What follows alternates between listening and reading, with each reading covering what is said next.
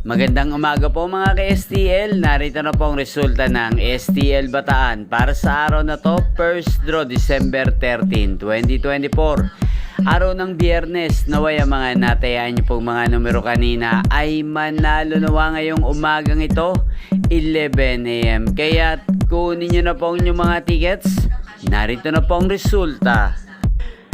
Ang mga numerong nanalo sa STL Bataan ngayong umagang ito, December 13, 2024, 11 AM. First draw result, 12 at 22 in exact order. Sa lahat po ng tumaya kanina sa STL Bataan para sa first draw ng 12 at 22, congrats po sa inyo. Panalo po kayo. Again, 12 at 22 in exact order.